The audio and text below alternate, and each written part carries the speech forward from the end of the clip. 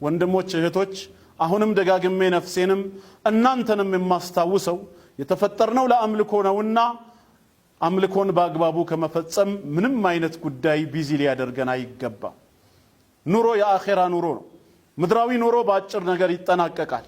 አገኘንም አጣንም፣ ጤነኛም ሆን በሽተኛ፣ ሰላም ባለበት አካባቢ ኖርንም ወይም ረብሻ በበዛበት አንድ ቀን በሞት መገላገላችን አይቀርም። የትንሣኤውን ዓለም ግን ከሙታን ዓለም ተቀስቅሰን በጌታችን በአላህ ፊት ቁመን ስላሳለፍነው ምድራዊ ህይወት አላህ ሲተሳሰበን ግን መልሳችን ምንድነው የሚሆነው? ያን ቀን በምንድነው የምንገላገለው? ስለዚህም ዛሬ ወደዚህ ዓለም የመጣበትን የተፈጠረበትን ዓላማ አውቆ ጌታውን አላህን ያመለከ ሰው በትንሣኤው ዓለም ዘላለም በተድላ በጀነት ይኖራል ማለት ነው። አላህን ያላመለከ አላህን ከማምለክ የኮራ በአላህ ላይ ክዶ የሞተ ሰው ከሆነ ግን ዘላለም ጀሃነም እሳት ነውና የሚዘወትረው ለነፍስያችን ልናስብላት ይገባል። አላህ ብቻውን እንደፈጠረን ብቻውን እንድናመልከው ይፈልጋልና ማለት ነው። በሌላም ስፍራ ላይ ለረሱል ሰለላሁ ዐለይሂ ወሰለም ለነብዩ ሙሐመድ ዐለይሂ ሰላቱ ወሰላም ምንድን ነበር ያላቸው? ወእሙር አህለከ ቢሰላቲ ወስጠቢር ዐለይሃ፣ ቤተሰቦችህን በሰላት እዘዛቸው፣ አላህን በማምለክ እንዳይቦዝኑ መመሪያን ስጣቸው፣ በሷም ላይ እስከ ዕለተ ሞትህ ጽና። ላ ነስአሉከ ሪዝቃ፣ ሲሳይን ጉዳይ በተመለከተ ስለ ቤተሰብህ ራስህንም ቤተሰብህን እንድትችል እኔ አልጠይቅህም። ነሕኑ ነርዙቁክ፣ እኔው ራሴ ሲሳዩን እሰጥሃለሁ።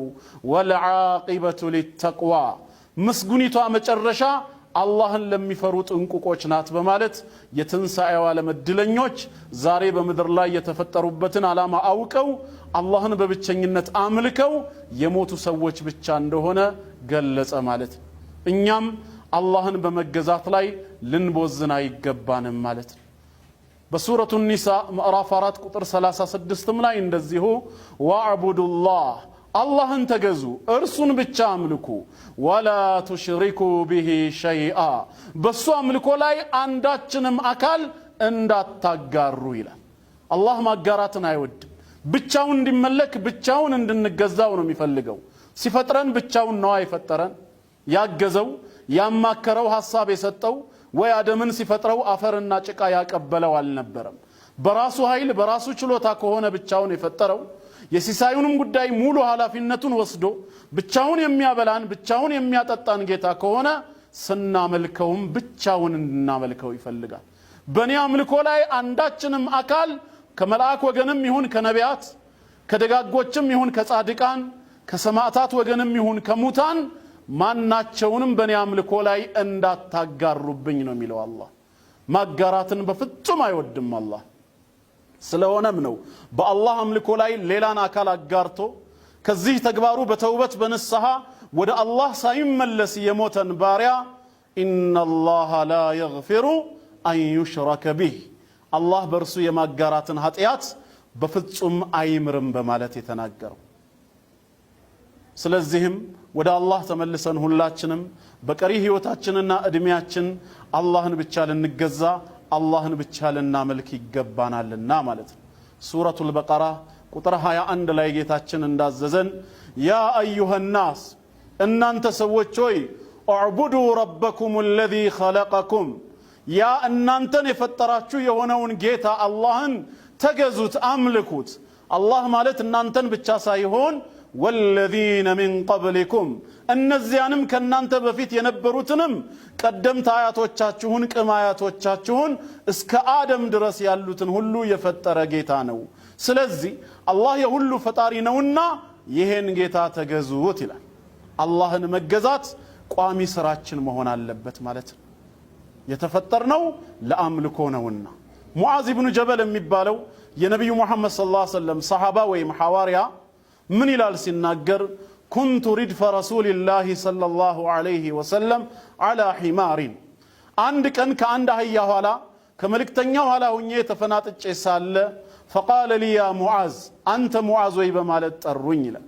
ቁልቱ ለበይከ ያ ረሱለላህ፣ አቤት አንቱ የአላህ መልእክተኛ ሆይ ስላቸው ቃለ አተድሪ ማ ሐቁ ላህ ዐለ ልዕባድ ወማ ሐቁ ልዕባድ ዐለ ላህ ዐዘ ወጀል፣ አላህ በባሮቹ ላይ ያለው መብቱ ምን እንደሆነ ባሮችም በአላህ ላይ የሚኖራቸው መብት ምን እንደሆነ ታውቃለህን ሲሉኝ ቁልቱ አላሁ ወረሱሉሁ አዕለም አላህና መልእክተኛው የበለጠ ያውቃሉ እኔ አላውቅም ስላቸው ቃለ ሐቁላሂ ዐላ ዒባዲሂ አን ያዕቡዱሁ ወላ ዩሽሪኩ ቢሂ ሸይአ አላህ በባሮቹ ላይ ያለው መብቱ ምንድነው እሱን በብቸኝነት እንዲያመልኩት በብቸኝነት እንዲገዙት ነው ሲያመልኩትና ሲገዙት በሱ አምልኮ ላይ አንዳችም ነገር እንዳያጋሩበት ነው ይህንን ካደረጉ وحق العباد على الله عز وجل أن لا يعذب من لا يشرك به شيئا بالله أملكو لا عنداتشم سايقارا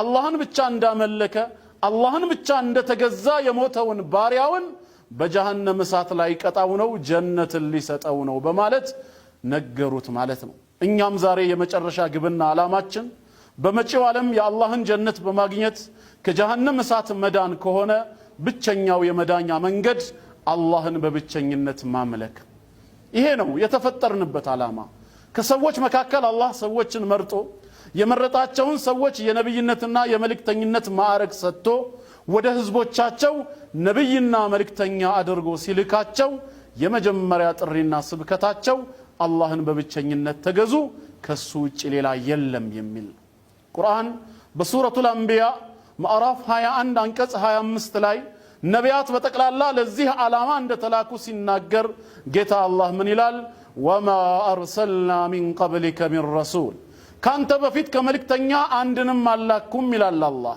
ኢላ ኑሂ ኢለይህ ወደዚህ መልእክተኛ ራእይን ባወርድለት እንጂ እንዲሁ ያለ በባዶ ራእይ የተላከ የለም ያም የሚወርድለት ራእይ ምን የሚል ነበር أنه لا إله إلا أنا فاعبدون إنه كأني بستكر بأونة من ملك أملاك إلا منا أنين ببتشنينت تجزاين بمالت رأي باوردلت إنجي إيه رأي سايوردلت وحي سايمت علت نبينا ملك تنياهون يتلاك عندم يلم نميرو يتلاكوت النبيات بتقل الله سيستمروا ينبروا الله ببتشنينت من ملك اندالبتنا ومالت سورة النحل مأراف 16 أنكس 36 ملاي بدقامي ولقد بعثنا في كل أمة رسولا برقتم بيهزبه الله ملك تنيوچين لكاتشو الله إلى القيت الله سلكاتشوهم أن يعبدوا الله اللهم ببتشنين التقزو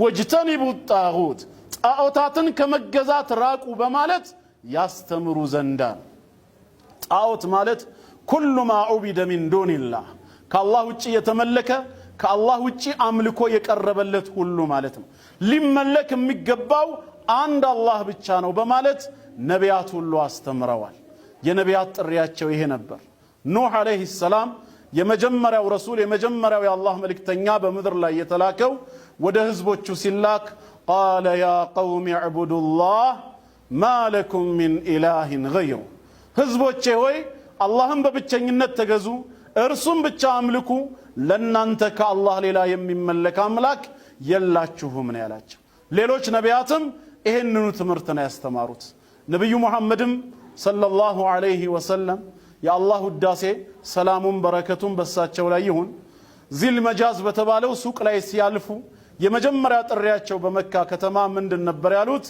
አዩሃ الناس قولوا لا اله الا الله تفلحون ያሉት እናንተ ሰዎች ሆይ لا اله الا الله በሉ ከአላህ በስተቀር በእውነት የሚመለክ አምላክ የለም ብላችሁ የምስክርነትን ቃል ስጡ ተፍለሑ ትድናላችሁና የምንድነው የፈጠረን አምላካችንን አላህን በማምለክ ብቻ አላህን ስናመልክ በትእዛዙ ስናድር አላህ በእዝነቱ በቸርነቱ ጀነትን ይሰጠናል ከጀሃነም እሳትም ይጠብቀናል ወደዚህ ዓለም የመጣ ነው ይሄን አምልኮ ለመተግበር እንደሆነ አሁንም ለአፍታ ያክል በፍጹም ልንረሳ ልንዘነጋ አይገባንም ነው